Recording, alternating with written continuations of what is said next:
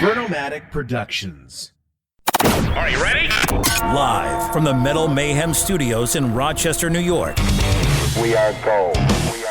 And heard around the world by metalheads just like you. This is Metal Mayhem ROC. Heavy metal music. Your weekly dose of metal music, interviews, album reviews, news, and more. Want to be part of the show? Send us a message through our website, metalmayhemroc.com, or hit us up on Facebook and Twitter. Search Metal Mayhem ROC. It's getting nice and heavy. And now, welcome tonight's host, John the Vernomatic Verno.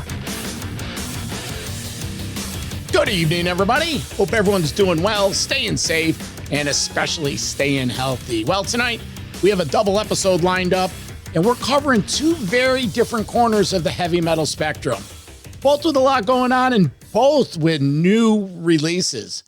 First, we're joined by Rage from Venom. Here, we're breaking down the band's latest release, Into Oblivion. This is a fascinating story. We get into how the band actually lost 2 years of recording due to technical issues, had to start from scratch, and that led to a revisualization of these songs. This ended up pushing the album into a more progressive and experimental direction. He talks about recording without a click track, capturing the raw live feel, and how songs like Lay Down Your Soul and Kicked Out of Hell fit into the band's evolution. Then in the second half, we shift into death metal territory and take the ultimate walk down heavy metal memory lane as Jack Owen of 6 Feet Under and our very own Bill the Rager join us. Now, these two met about 35 years ago. Jack was in Cannibal Corpse. Cannibal Corpse was from Buffalo. So that's when Bill and Jack became friends. Well, they're here to talk about the brand new 6 Feet Under album, Next to Die, and they talk about how this signals a return to the classic 6 Feet Under groove-driven sound. Jack gets into taking on a bigger role in the writing process, shaping the direction of the record, and we also get into touring differences, stepping away from playing leads, and some great stories from the early days when Bill was a drum tech on those early Cannibal Corpse tours. We even get a little snapshot on the old Ace Ventura movie set as Cannibal Corpse had a cameo in there.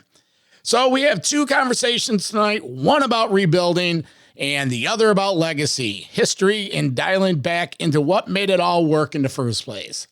For Metal Mayhem ROC, I'm the Vernomatic. Enjoy. Rage, thanks for taking the time today, brother. How you doing? Cool in the gang, dude. Listen, right off the bat, how'd you get the nickname Rage? I could tell you, but we'd have to come over there and you'd be wearing concrete boots. That's okay. That's okay. No, it was just coming up. I mean, you know, Venom's been had a long history of just using different names. So Kronos came up with it, and Mild, well, it didn't sound very good. So we said we'll go for Rage. And in Newcastle, we have this. We call people Rajis. It means that you're mad. So that sort of fits in as well. But yeah, after this interview, you'll think, well, how the hell did he get that name? Well, I can already tell because you got a Raiders hat on, and I go way back. I'm a diehard Dolphin fan, so. I know I got the press release. It was just like, you must fuck with this guy. And I was like, great. All right, well, we'll get it back. But, Rage, what's the vibe inside the Venom cap with Into Oblivion? Because it's been a few years since Storm the Gates. Where are you guys at now? We're just super excited, you know. I mean, there was a bit of a rough start. A quick history was we started during COVID. We were in lockdown like everybody else, so we couldn't get together. And what we're like an old 70s jam band, like Purple and Rainbow. We jam every week. And that's mostly where we come up with songs. We'll bring ideas in, we'll jam on them. And then that's how they become songs. But during COVID, we couldn't. So we were just having to record on our own. Myself and Kronos updated our studios. So that's probably where the progressive bit comes out, because we were writing songs on our own. So you sort of didn't have any filter and using building your studio and using different guitar effects. It was like, oh, great, I'm going to write a song about this. And then when we got together, we started recording, but we had a problem with the recordings. There was a microphone on the hi-hat on the drums that was broken, and it had intermittent clicks. And we tried to fix it. So we literally had to start recording from scratch, which probably wiped out about 2 years of songwriting. But it was for the best, because we moved to BMG. We went back to the demos, listened to the songs. We made the songs. Bits that we cut out, we put back in, and then it just snowballed after that. So when we actually got down to recording, I mean, we finished it last year. It was very easy, and we just put in all the weird stuff that we had put in the demos. Like songs like As Above, So Below and Unholy Mother and stuff like that, that had a lot of ambient bits in it and a lot of like different time signatures, which sort of got rid of them. And then we just decided to put them back in, because the songs were just so much better with it back in. It's a very progressive album. And we didn't talk about it. We didn't chat and make plans. We let everybody do their bit. And we sort of like unintentionally were trying to like impress each other, like there would be like drum beats that were sounded amazing. So it was like, right, I'm going to play something amazing on guitar, and then and there's different styles of vocals that Kronos has done, which has really, pushed the album a little bit further. Well, it sounds very live. Were you guys in the same room? We jam, and then what we did is we didn't use a click track. So I sit with Dante, and I record a rough guitar track with his drums, but we didn't use any clicks. I mean, for people who don't know what a click is, it's like a metronome that just goes tick, tick, tick, tick all the way through the song. And we didn't do that. So I think what happened is we were naturally making the faster bits a little bit faster. And then when the slow bits came in, we were dragging them really, dragging them back so that they were a lot slower than probably, the click wouldn't allow that sort of thing. And you get that live thing. But we use real amplifiers. There's no keyboards. There's no studio trickery. Marshalls for the guitars and bass, proper drum kit, no samples, no triggers. If we needed voices, choirs and stuff like that, we did it. Me and Dante did backing vocals on this. So I think it's just, and that's how we play. We've just got this natural sort of like 70s get together in a room and make a noise. And I think that does come across. It's like, just the way you play. Oh, it sure. Just comes across. It does come across. And it, like I said, it comes across very live. And the sequencing, you go from the open to the first single, Lay Down Your Soul. It's like, Rage, I go way back to, I was like in 9th grade when black metal came out. And, I've been with Venom the whole time. And it almost goes back to that. I don't want to say regurgitating the lyrics, but it's like a nod to the old school. So Yeah, let's talk about that first single. How Yeah, did it hit?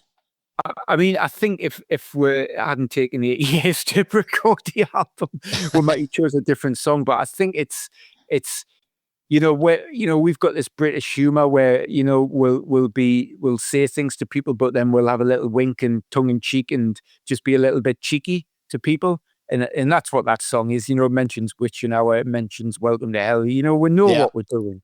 We're not trying to be blatant. And I think, it's sort of for the older fans to say, the band hasn't, just because like there's different people in the band, it hasn't changed. It's still Kronos's voice. It's still the ethos of where the band wanted to be.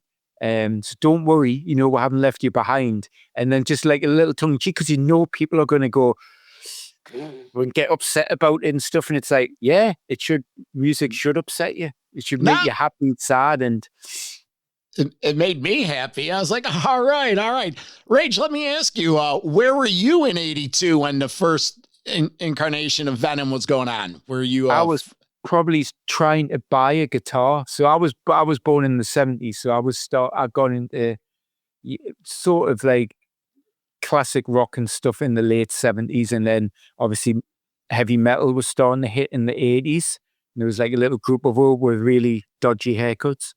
And I can remember when Venom came out. I mean, we used to walk around because where we lived, there was no record store. All the record stores were in Newcastle, like the Independents. So we used to save. We used to do paper rounds. So we used to save our money up and we used to go and buy albums, and we used to just buy them by the cover. We're just like, oh, that cover looks like scary. We're going to buy it. Just like we did, man. Just like we did. Exactly. I mean, we got some weird stuff like Molly Hatchet for some reason always had amazing album covers. But at the time we would buy them and then get home and there was all this like Southern rock and we'll be like, oh, right. Okay. This is weird. Rage. Molly Hatchet, the heavy metal of Southern rock. Flirting with Disaster is a 10 out of 10. The first one, those are those 1-2 albums. Yeah, but we were freaked out because we were expecting like, AC/DC, and then we started getting into like Blackfoot and stuff, and then it was just like, right, we'll get it now. And then you run up your friend's house and go, have you still got them Molly Hatchet albums? Can I have them? And we used to see Kronos in Newcastle. We used to see him walking around and stuff. Mm-hmm. And we were probably too scared to go up and speak to him, but there was a massive boom. It was great because like early 80s, like the bands came from London. Maiden came from London, like Angel Witch and stuff like that. And then all of a sudden you had Venom, Raven, Tigers of Pantan, then Def Leppard from Sheffield. All these like northern towns were starting to produce music. And that was very influential for me and my friends because we thought, well, why can't we start a band? We're from Newcastle. There's like all these bands, well, we don't have to go to London, we can do it where we live. So yeah, that's where I was. And then like you obviously get the thrash and stuff like that. Did you, any of your early bands, you ever record anything? Yeah. I mean, I had a band called Tyrant, and there's an American band called Tyrant, and we brought out, we did some demo tapes, and I think it was like 1989. Because we first started off and were like a horrible AC/DC band, but really terrible. we played 2 chords, not 3. You need the third. And then I thought, no, I'm not having this. I'm going to write songs. And then we changed into a sort of heavy metal, like thrashy sort of band. So yeah, we did a couple of demo tapes, and then I started another band. We got on a compilation. And then MySpace was brilliant. I loved MySpace. And that's how I got the Venom job, because I put some demos up that were on a compilation album called Banners and Thrash. And Kronos, we heard them and thought, oh, well, if he can play that, he can play Venom stuff. So we'll get him in to give a hand, because the guitarist was from America, who I replaced. All right. Well, that's a great heavy metal history. Nice walk down heavy metal memory lane. Kicked Out of Hell. Great second track. Came out maybe a week or 2 ago. Yep. Talk about this song. Well, it's pretty much like when we did From the Very Depths, and we brought like Long Haired Punks out, which was a very old school Venom song. And then we brought Grinding Teeth, which is the newer side of it. And that's sort of what we've done with this one. It's another fast song, but it's another branch from the black metal tree, and it's a bit more technical. It's got a little bit more nuances in, and it's just sort of what we are. That's probably where we are at right now. We've been together for 17 years, and we sort of want to push. We don't want to make fast songs just fast all the way through. So we'll end up putting like middle bits in, and just to flex our musical abilities, same with like Death the Leveler, a song off on the album. That's very punky and fast, but the middle bit sounds like Thin Lizzy, and it's always interesting to try. And I'm all about the melody. I want to like have melody in the metal. That's my aim. So if something's fast, I'm like, yeah, but can I have 20 seconds to put some melody in? Oh, sure. You like a nice balance. When you were building the record here, was the goal to have that classic Venom DNA and then bring it into 2026? Sounds like that's what you were getting at right here. The thing is, we're really lucky because we've got someone, Kronos, who's iconic, isn't he? And as soon as he hears his voice, and I know people get upset about, certain people in certain bands sitting on the fence, but the fans just associate Venom with his voice. That's just, and you can't force fans to like your music or decide what's going to happen or who's going to be the sort of the iconic one of the band. It's the same with Lemmy. It's the same with like Rob Halford and stuff as well. As soon as you hear their voice, I mean, I love Rip Owens, but as soon as you hear Rob Halford, it's that grounding point. It means we can really be experimental and try things different because we know that Kronos' voice is going to be there and that'll drag you back to remind you it's Venom. So you can be a bit cheeky and a little bit dangerous, but you know that as soon as you hear Kronos' voice, it's that is Venom. That's just the way it is. Now, I was lucky enough to get an advance of this, and one of the tracks I want to talk about is Metal Bloody Metal. Is this an anthem, a throwback? Disco metal. It's my disco metal song. I was feeling for, I love the Carpenters and stuff like that. I'm a cheeky one when it comes to music, and for me, it just, I hear it, and it's just like, and people are going to hear it and go disco, but it's just got this sort of rhythmic groove and this just, you know what I mean? It just makes you want to dance in a black metal way. It's just great. And we always come up with like silly names for songs before we've got titles. But on this album, we decided to call that one Metal Bloody Metal, and we kept saying it and like, should we run through Metal Bloody Metal? And it was just a name, and then it sort of like went, that's what it needs to be called now. We've called it for too long because we'll call things like Tub Thumper and like Smash Your Lips and just weird. Yeah.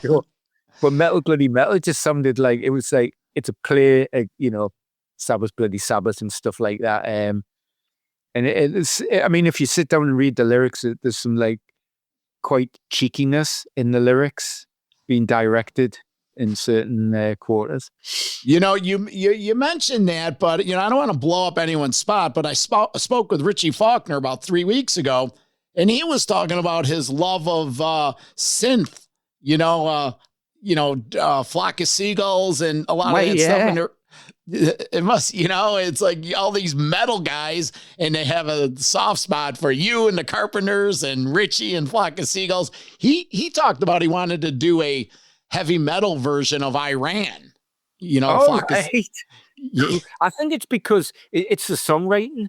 I think when like when I first started, I realized, I love Gary Moore and I love Richie Blackmore and I love all these players, but I knew I was never going to be iconic as them. And, but I looked at the other players, Adrian Smith and, Tipton and Downing and stuff, and they were really good songwriters.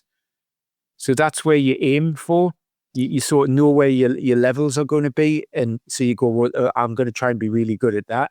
And you pick up everything. It's all about songwriting, melody. I listen to death metal and black metal, but I listen to 70s for melody and because people just want to tap their foot and stuff like that. And I get where Richie's coming from. That's where he sort of found. I mean, I was listening to some I started listening to like goth music, like Sisters of Mercy and like The Mission, and they use keyboards and they use drum machines and stuff like that. You just try to find like little bits and like, I can take that. It'd be interesting. Richie could probably sit down and go, well, that part on this album, I stole it from. Well, he did. And it was really interesting. I don't know if you're familiar with American Houston band Hellstar, James Rivera. Yeah, he was gonna sing. I know this guy from called Don from Texas, and he's in a band, and he wanted to do some doomy sort of stuff, and he suggested getting him. He's very good friends with him to come in and sing. You know what I mean? And I met him on the 70 Tons of Metal. He did that. Yeah. Well, he did that album, New Wave, like Depeche Mode and some of those, The Cure. Well, he did some of those songs with a heavy metal twist. And he shared his personal experience was all that old goth stuff was sort of like the cousin of metal.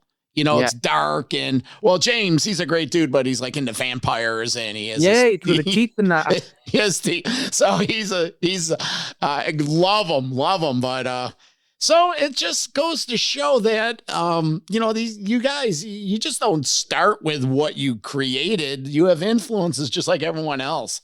So yeah, I'll tell you what, one of the biggest influences on this album for me, for the songwriting, David Lynch. I started picturing when I was writing riffs, instead of sort of like thinking of the audio all the time and do these chords fit together like almost like a film. Mm-hmm. Like, right, I've got Twin Peaks in my head. Right, this is what's happening. This is where it starts, where we're going to go, what's going to happen. Right, a dwarf's going to come on. He's going to speak backwards. Right, that's that riff.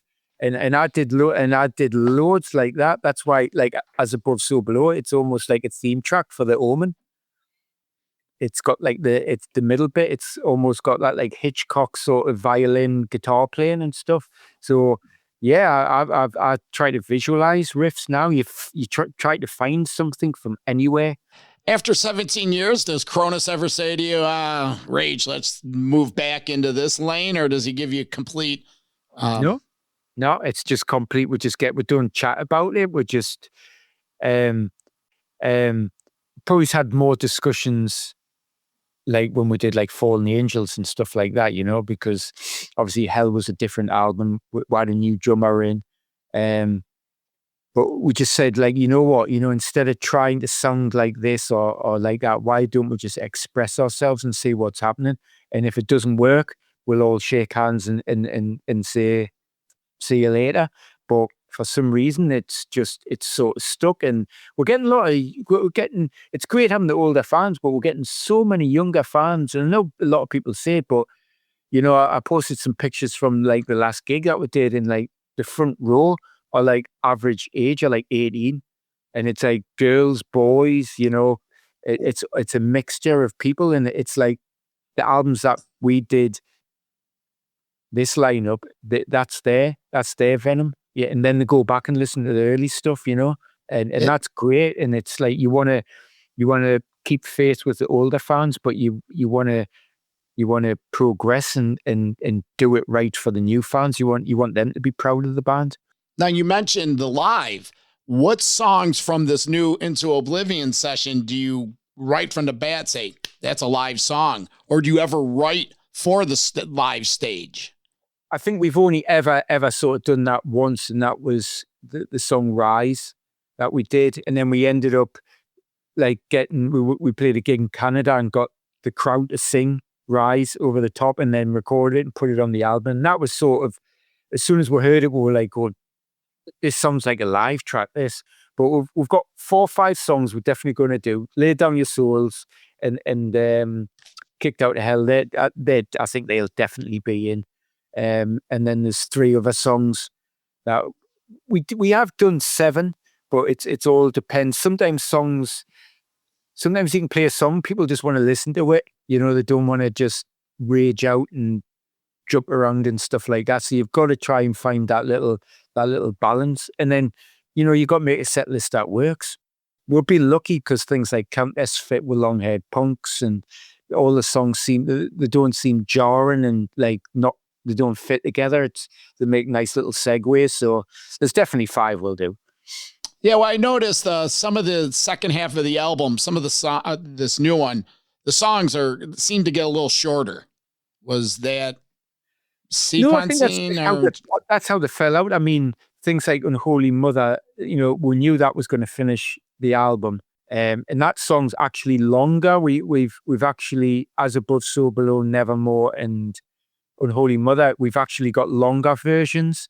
The longer version in Nevermore is going to come out on the Decibel Flexi disc, and then we're going to release the other 2 as like special editions, and they've got like 2-3 minutes more music in them. So they were actually longer. And Unholy Mother, that was like we pretty much finished that quite early. But it just seemed to happen that some of them songs, things like Dogs of War, that just had to be short. We just had to go in, make a racket, and then get out again. Yeah. Oh, yeah, right. Well, rewind a little bit. So sometimes bands will do a song and then make a radio edit, if you will. Yeah. So, but you're telling me that these were preconceived longer versions of these songs, and were they designated for a different piece of content? Originally, when the demos came, some of these songs, I mean, I think most of my songs were 8 minutes long. I was going into places. And then what we ended up doing, we'll just record like pretty much what we think it is. And then we'll sometimes go back and take things out. Sometimes we've taken choruses out in the past, like, you know, don't bore us, get to the chorus and sort of stuff. And we'll change bits or I'll go like, the ending's a bit rubbish. But with this one, we decided, because we've always got to have extra tracks for like places like Japan, because they need extra tracks because they want them to buy the domestic album, not the imports. So we decided that we'll probably bring 2 out special for them, but they always come out. They always get released later on. And then sometimes we'll just edit because that's how we feel. Or we'll go, right, is that extra bit in it? Is it saying something? So the middle bit of As Above, So Below is actually a classical piece of music that we play. Mm-hmm. And we thought, it's not necessary. Do you know what I mean? It was maybe us trying to be like, show you how good we are. So we decided, well, why don't we take that out and we'll put it back in for a special edition. It doesn't take away from the song. And then Unholy Mother's got an intro at the start of it, but it didn't really take away from the power of the song. It was just, it's like sort of 3 interesting curiosities. I think that's the best way to describe them. It's sort of like you put your fan hat on, like you said, get to the chorus, don't bore us. You know? Yeah, you do. I mean, you do. I mean, there's one song that we always argue, and it was a song called Beggar Man on the Fallen Angels. In the middle bit, I wanted it that long, but there's like no vocals, and you know, Kronos and Dante still say, "Oh, you know, that song's brilliant, but that middle bit's too long." And I'm like, it's not long enough. The riff is good. I wanted to double the riff. And they're like, no, we should just play it once and get out. I'm like, no. Well, do they ever hold that against you on when you guys are creating something else and they say, hey, you had that one, we want to make this one a little shorter. Yeah, or well, when they get these songs, I'm like, they're going like 8 minutes, honestly, really. And I'm like, yeah, 8 minutes. It's all right. We can do it. And they're like, no. It's like, well, I come from a different, era, so, and I listen to like Exodus and all their songs are far too long. Yeah, right. Rage, how old are you? I'm 54 in 2 weeks. 54, okay. Yeah. I'm 58. Are the other guys, Dante and Kronos, they above 60? Dante's a few years younger than me, and Kronos is older. I'm the middle guy. I'm a sensible one. Yep. Well, it's always the middle child. Always the middle child. I'm the middle child. Yeah, I'm the middle child. Before we wrap up the whole Into Oblivion, what's the difference between this one, the progress of the band, from this one from Storm the Gates in 2018? How has the band matured? It's like a different sport. It's like, that one was one set of sport. It was English football. And now we're playing American football where we're just hacking into each other, and you have to wear, it's full body contact. Seriously, it's the songwriting's just so much stronger. It's more, I just keep saying it's more dangerous. We're taking risks. We're doing things that people might be like, say people have, like a couple of interviews have said, oh, you've got keyboards on the album, and say, no, everything is real. We've made the guitars and bass sound like that. We're like really pushing it, making the sonics. If it's a song and it's eerie and spooky, let's make it sound really spooky. Let's put the extra effort in. I think it's technically playing wise, it's probably where we're at now. We've pushed it, and you can't use that sloppy Venom as like a thing throughout the band. Because it's very technical. There's some great guitar playing, great singing on. I think even like the singing, the melody, like Legend and stuff like that, where he's hitting them high notes. People will be really surprised. Yeah. I heard this album, sidebar, reminded me a lot of the Jason Newsted album he did like 5-6 years ago. Sounded just like that was rough and ready and like sort of Motorhead and like metal and just sort of, like Soldier and all that he did, and it was just sort Soldier of like, Head and Where Crows Fly, and the vocals sounded like it. What's the plan for getting this on the road? Are you touring this summer? What's going on there? Yeah, we're hitting festivals. We're starting them in June. We've just been sorting out. We've got the contracts sorted out. We're just sorting out riders and equipment lists and flights and all that exciting stuff.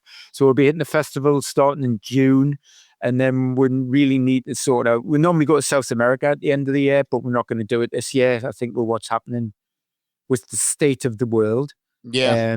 We're sort of gonna, keep away. But with BMG now, it's like, we've always struggled, and like coming to America, it costs like $9,000 just for the band to get visas, and that's for one gig, and then you have to explain why you think you should come into the country and all this sort of stuff. But the likes of BMG, they're looking into things of getting long-term visas, and because I'd love to hit a lot of places. I've got a lot of friends in Canada. We've got a lot of friends in the States, and, we haven't really like sort of put our mark live over there. We've had great gigs. We played Texas. That was absolutely amazing. We've played, the Death Fest in Baltimore twice, and always had a good time. And it's awesome. So I think try and hit some territories and just reestablish ourselves a little bit.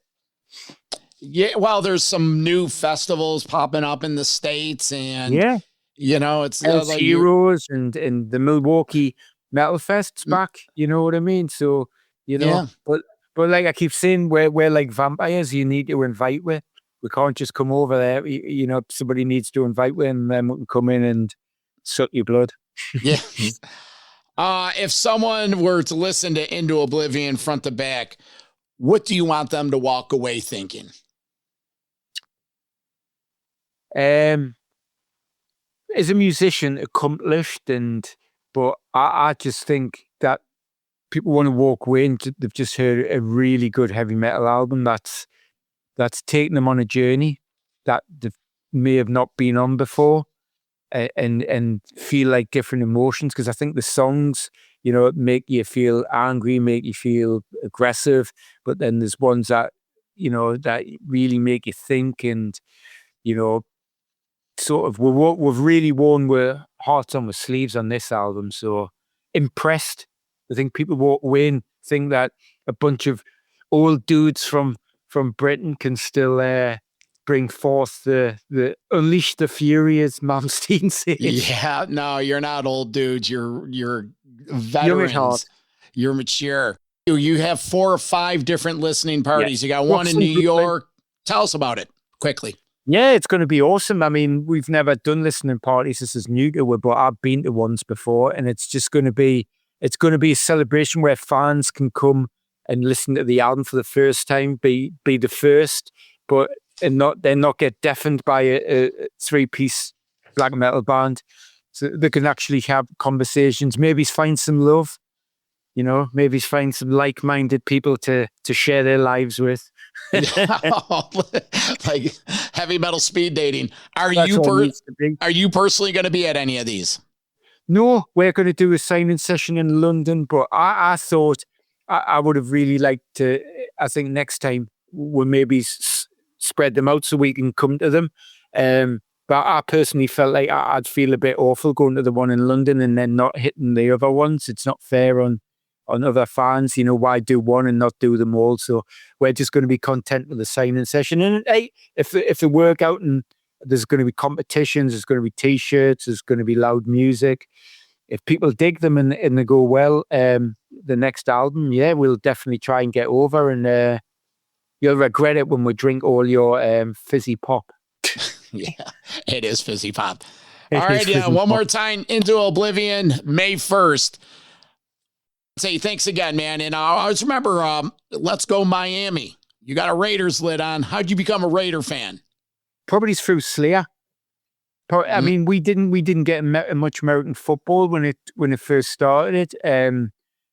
We knew about. I had a friend who was massively into the Dolphins, and I was like, well, I'm not going to like the same one as he does. And I think one of the first ones we ever saw, it was like late. They used to come on like TV at like silly o'clock in the morning, and then I saw the Raiders, and it was like black and silver, and I thought that is so metal. Yeah, Miami Dolphin colors really aren't metal, I'll admit. They're very summery. He loves his colors, you know what I mean? He loves them, but you know, the Raiders haven't done very well for ever since we got rid of Carr. It was beautiful. But yeah, and like loads of metal American bands were just like, you know, Machine Head and Slayer and all that, like were into that. And it was just like, all right, it must be brilliant. And it fitted with Newcastle are black and white. So Raiders, the black and the silver sort of went together. I subscribe to all that.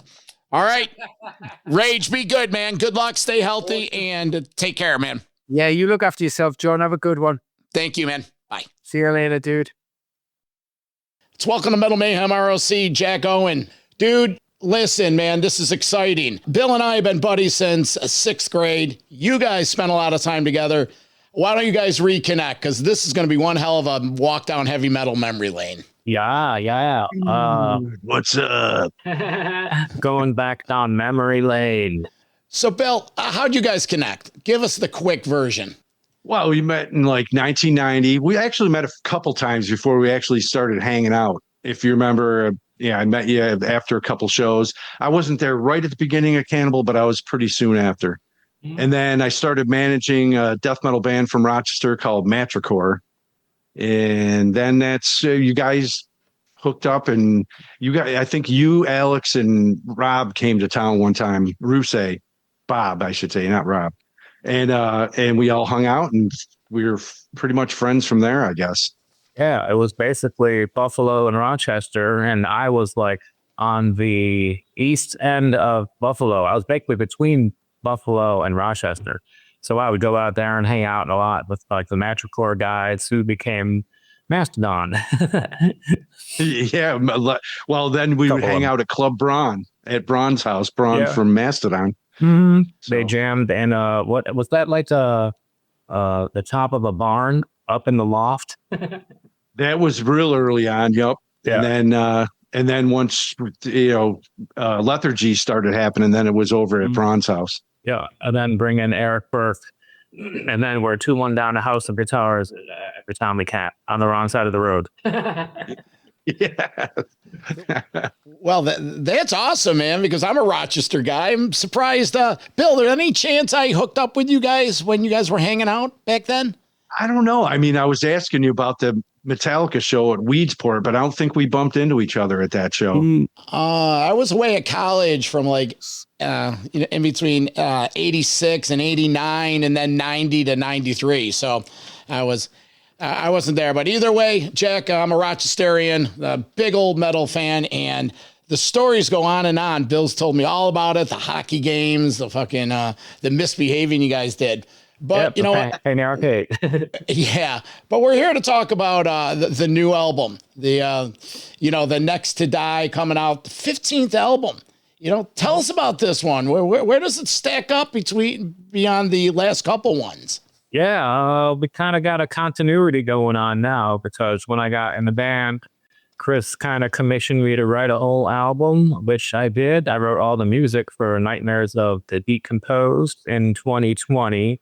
And I sent that to him, and he wrote all the lyrics. So when it came time for Killing for Revenge, 2 years later, I wrote all the music, and I had some lyrical ideas, and Chris liked them. So he said, write as many lyrics as you can. So I did. I almost wrote the whole last album lyrically. So we just have like a brotherhood, like within the band. We all have faith in each other to do the right thing. on this album. Chris just said, go ahead and write all the music. And I wrote basically a whole album and wrote all the lyrics for it. And it was all death metal, like the last album, Killing for Revenge. And it turned out about half of the songs were either not very good or they were like derivative of older 16 Under songs or other death metal songs. And I had no idea. So we just kind of cut out half of those, and instead of writing more death metal stuff, Chris just suggested that we kind of write in the vein of the old 16 Under stuff, like the first couple albums. And I've embraced that sound as soon as I joined the band by Alan West, Obituary guitar sound. So yeah, I was ready to write a whole side of groovy death metal. You ever write a song and, write music and more of the lyrics, and when you get done, you're like, man, did I finally cross over and write something that took it just a little too far? Oh, maybe not. I'm a little more vague in my lyrics. Okay. We were just going over them because we released the singles in the past few weeks.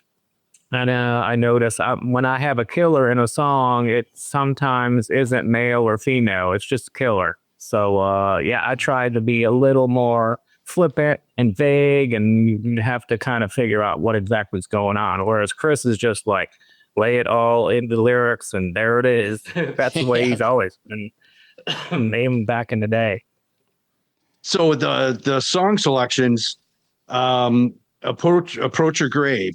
There's a part in there that feels like it's about to speed up, and you're like, yeah, here we go. And then all of a sudden it rips and drops back and goes into the lead. And that's a killer lead, but man, you kind of surprised me with that there. Yeah. I'm always trying to write something like was it Black Prophecies or Dark Prophecies by Dark Angel? I wrote that song. I think it was like 10 or 12 minutes when I first wrote it. And it was tuned like really low, like Neanderthal from the last album. And Chris was like, that's going to be the longest 60 Under song ever, maybe the longest song ever. So I think I got it down to like 6 minutes, and then down to whatever it is now. I think 4:30-ish. And yeah, it's almost 5 minutes or something. It's got a good flow to it, though. Yeah, thanks, man. I will be writing all this fast stuff, and then I'm like, I gotta throw some doom in there or some stoner rock because I love all that stuff. It's kind of got a doomy groove to it.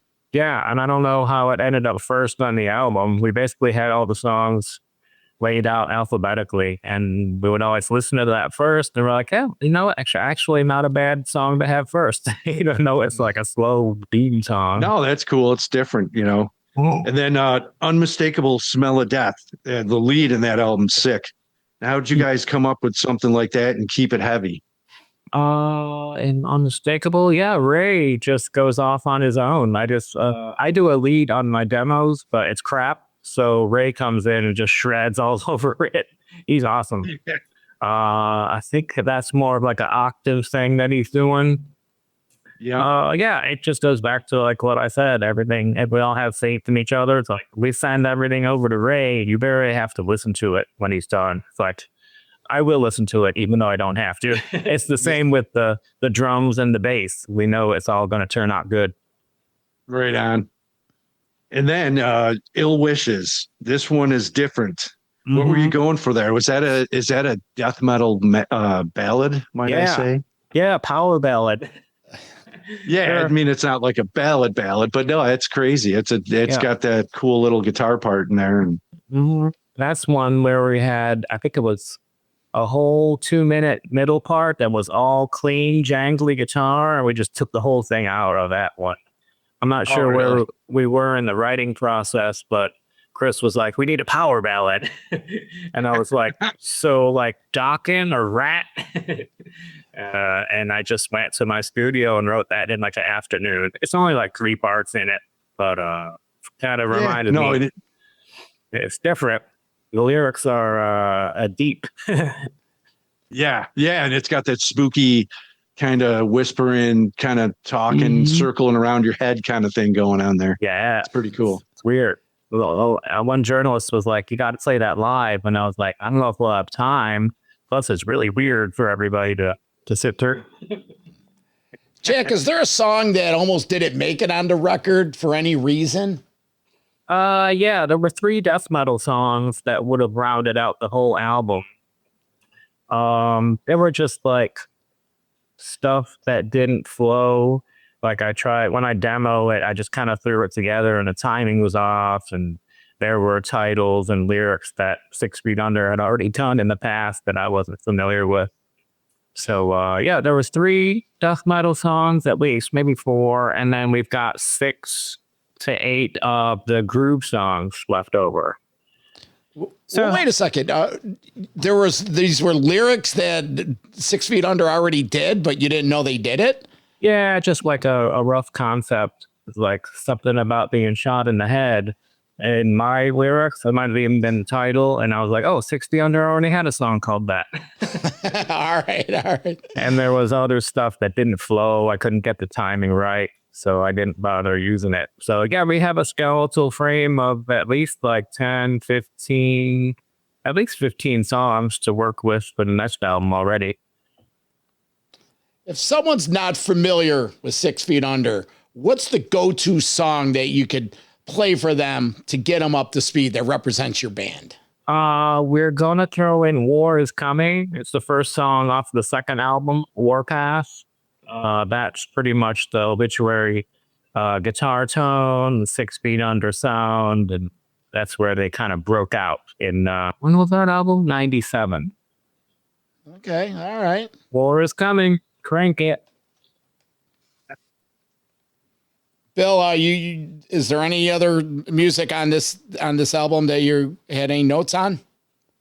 I don't, but I only got to listen to the whole thing a couple times because of the way the format is. I wasn't able to leave the house with it. So, but I mean, there's definitely some killer. There's some good, like there's one tune. I can't remember the name of it. Or it starts out and it sounds like the Scooby kids are getting chased through the graveyard. Yeah, once I got into the groove thing and got the tempo down, it was like I kept using that beat over and over. Like all the groove songs that are left over, they're all kind of similar. Like the skank beat. It's like that almost thrash beat, but kind of almost hardcore beat. You used to play leads and you don't anymore. I'm just wondering what changed, what happened with that. Yeah, I don't know. It's just kind of started writing so much, and kind of if I started demoing leads, my fingers would hurt. Like, and when I tried to do leads on the first album, I hadn't played them very much, maybe because of the pandemic, and my fingers would blister up and everything. And I think I'll just stick to writing. I've got that guitar melody in Approach Your Grave. That's me. That kicks off that thing. So yeah, I guess I'm more into writing rhythms lately. Right. No, I know leads are kind of a pain in the ass to write anyway, but yeah. If you listen, getting old sucks. Right. I know. Sometimes you can't feel what you're playing. Like if you listen to the leads that I do for Ray, I'm just saving a spot on each song for Ray to play a solo. So I do a crappy lead there, and they all sound like Robin Trower. So Ray will come in and he'll be like, all right, let me fix this up. Let me get it up to speed. Yeah, I never get compliments on my leads. They're like, oh, that's the spot? Okay, I'll shred that.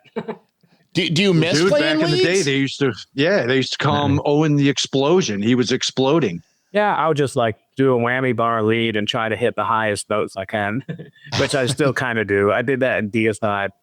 But yeah, maybe it's age. Maybe it's more you don't make royalties from leads. No. All right. Well, don't tell Ingve that. So. Oh, yeah, right. Talk about the live. You're headed to Europe. You have America this summer. What's the difference between the two markets? Oh man, Europe. Europe. Yeah, tell us about Europe. Man, it's just consistently been there. Like Germany is like the home of metal, pretty much. I mean, you can go there any time of the year. I mean, we're doing the summer festivals, but we're also playing headliners, and the ones in Germany are selling out. And it always used to be you can't play club shows in Europe. in the summer because everybody's on holiday. And like, maybe there's enough people now because the ticket sales are looking good. America has been up and down depending on what's big and whatever. I think since Ghost is playing arenas, maybe metal is coming back a little stronger, stuff like that. The Slipknot still going. The more they can crack the mainstream with metal, I think the more it helps every genre over here. Yeah, America is hit and miss because it's so big.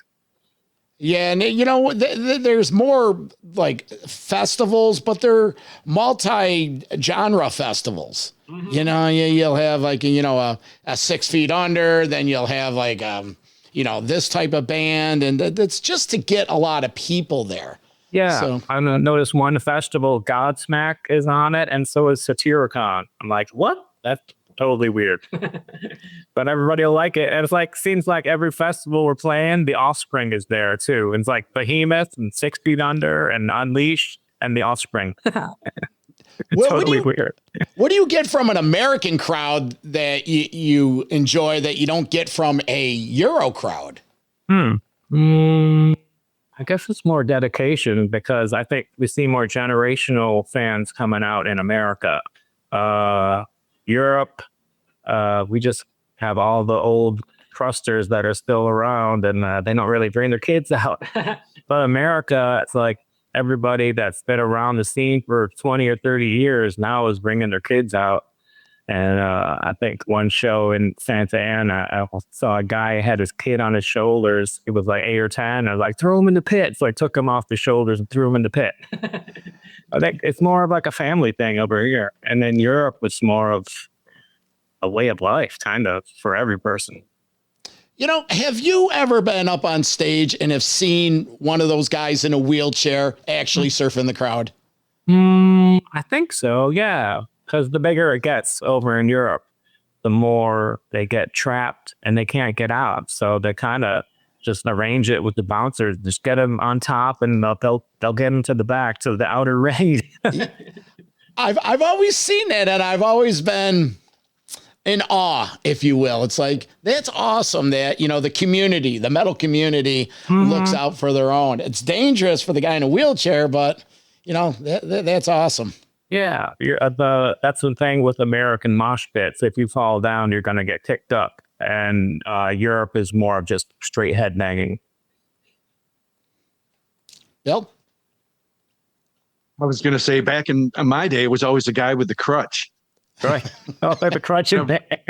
Right. Yeah, I would be at the War Memorial and they're on the floor and it's like cram packed and there's some dude there on a crutch. I'm like, man, you shouldn't be out here. Or it was always the can of WD-40 and the lighter. Yeah, right. Yeah, those were the days. Yeah. What are you excited about playing live off the new one? We do have Mr. Blood and Guts in it right now, and I hope we get some more put in. But we did some of the video for Mr. Blood and Guts, so that one is turning out to be the darling of the album. So we got that in the set list preliminarily, and Mutilated Corpse in the Woods is my favorite, so hopefully we'll put that one in there. But man, 15 albums in how many years? It's to make a set list. We just read that up to Chris. So hey, I see your hat there. So now you live close to Chicago. Are you going to be a Bears fan now too?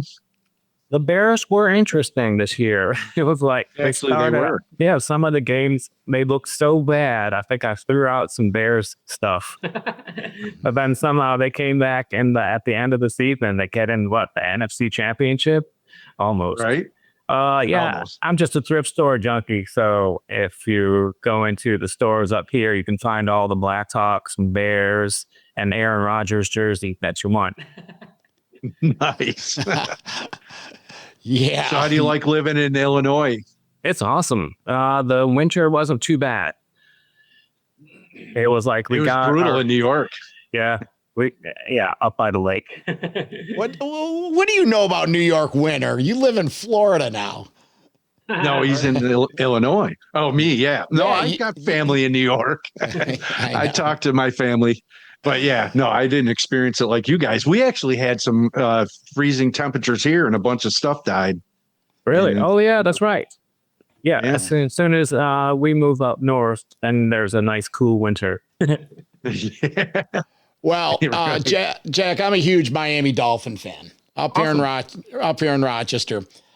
When you did Ventura, do you have a chance to meet Marino? Not Marino. Oh, nah, he wasn't on the set at that point.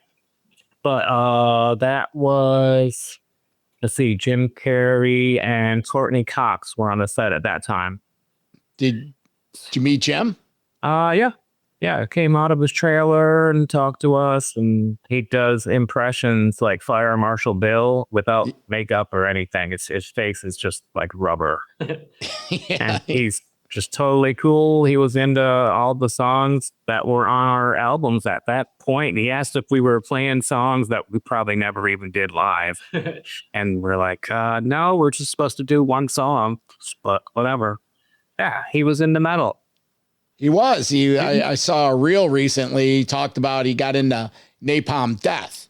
He fucking fell in love with it, and then, it led the way. You're from Buffalo. Are you on this Sabres bandwagon? Are you following that? Yeah, I guess it's the new model for hockey teams. Get rid of all your good players, then you're going to make the playoffs. Well, it's working, man. It's like I watch all these games. I can watch any game with any team. And there's another Sabres night. There's Paterka over there. There's Middlestat and Okozo. Everybody's gone, and they're the best they've been in 15 years. I just don't get it. It's got to be Lindy Ruff. Bill, share some of these stories with our listeners that you shared with me, with you two hanging out at hockey games and misbehaving at football games. You'll remember his name probably. I don't remember his name. And it was the Bears. Remember when the Bears were in the same division as the Bucks? Mm-hmm. And all of a sudden you're like, small hands. And all of a sudden he's like, bloop, and the ball falls out of his hand. Oh, yeah. That was Dave Craig.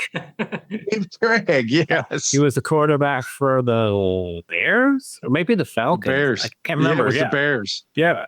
He was notorious. I think he was a journeyman by that time, but yeah. He was notorious for not having big enough hands to throw an NFL football. It's like, you're a quarterback? All right. But the main thing... we used to go to a lot of hockey games, too, and at a lot of Lightning games. And yeah. We went to see the Lightning when they first started, and they played in a shed at the fairgrounds. Right? Yeah. We saw them go from the shed to the Tropicana Field, which was ridiculous. But then they got in the playoffs that one year, so it was like 28,000 at that one game. It was crazy against the Flyers. Actually, Flyers. Yep. This jogged my memory since poor Ross the Boss passed away recently from Manowar. Then, if you remember, on the Tomb of the Mutilated tour, I gotta say it like that because that's how we said it. We're driving along, and for some reason, Alex loved Battle Hymns. Remember, I think I found a cassette of Battle Hymns in Berkeley or something, and we just jammed it over and over and over again. Yeah. And all of a sudden, one time the bus just goes whipping to the side of the road, and we're all like, "Oh, what's going on?" And the dude comes back, and he's like, "If I hear the fucking album one more time, I'm gonna lose my shit." And he's like, holds up his hand, and he's like, "See what happened to me? I lost my fucking thumb in Vietnam." Oh yeah, just like, oh, dude. Yeah, man. We had listened to everything up until that, and we had really heard Manowar. I think Barnes and Paul and them were into Manowar because they recorded in Buffalo. But me and Alice, we'd never really heard Manowar until that tour. Right. I was like, damn, I can't get enough of this. Yeah, so we kept playing it over and over again. Yeah. And the dude lost his shit. So yeah, no more Battle Hymns after that incident. Yeah. Only blow your speakers with rock and roll. Yeah. Yep. Jack, Bill and I go back to sixth grade, like I mentioned earlier. First day of school, I walked in, and there's Bill at his desk, and he has an Ace Frehley folder.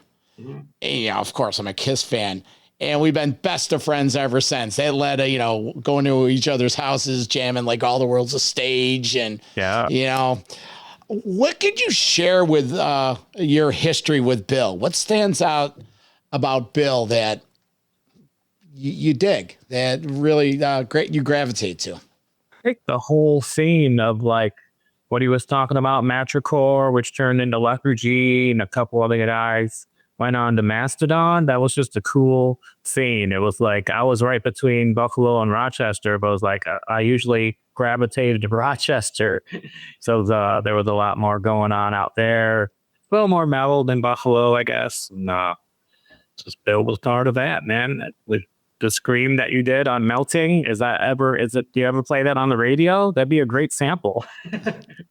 Oh man, I'd have to get a solid copy of that because the only copy I have is like a beat up tape from 1991 or whenever that was. Right. What is it? I did a scream in the song Melting, Matricore song, and it sounds like I sound like a screeching tire or something. I don't know. Who would have a good MP3 of it or a version of it? Would Burke have it? Yeah, I'd have to get a hold of Eric Burke, I guess. Yep. He might have it. It was like a 30-second like sheepdog from Razor Street. Yeah. Yeah, it was the backward scream. I used to do this thing where I could scream sucking in instead of blowing out. Oh, yeah. And there was times I could do it for like a minute and a half. I'd almost pass out. But yeah, Udo used to do that too. If you listen to some early Accept, he did those kind of screams. Really cool. Yeah. That's awesome. Any more stories you could share, or we'll let Jack get on his way? Jack, you got anything you could share? Any memory? Anything? Man, people were asking me about like a Mount Rushmore of Florida death metals. It's like the first time somebody asked me that, I forgot about death. And I was like, oh shit. So they asked me again, like another journalist, and I was like, Mount Rushmore. So we're talking bands like Death, Morbid Angel, Obituary, obviously, Malevolent Creation, Monstrosity. And if you're talking putting people on a Mount Rushmore, it's like they gotta have Chuck, one or two of the Tardies, a David Vincent maybe, or a Trey, and who else was there? Chris Barnes. It's like that was the whole thing. Is like Morbid Angel was from North Carolina, and Cannibal Corpse was from Buffalo. And so was Malevolent Creation, but it's like we joke, yeah, we started Florida death metal. Yeah. But, everybody's got roots elsewhere, I guess. Who's your favorite band of all time? Any genre? Jimi Hendrix Experience, definitely. Or Kiss. Purple Glove era or the cool 70s stuff? Oh, 70s. Kiss Alive was what got me into jamming, and my first band was going to be called Kiss 2. Then what happened? You got a letter from Gene? Yeah, he wanted money. He wanted to make action figures and sell them. Dude, that's the album that got me into them. Got me into music. I mean, I was already into music, but Kiss Alive was where I was like, yeah, that's it. Yeah, I just heard a cassette dub.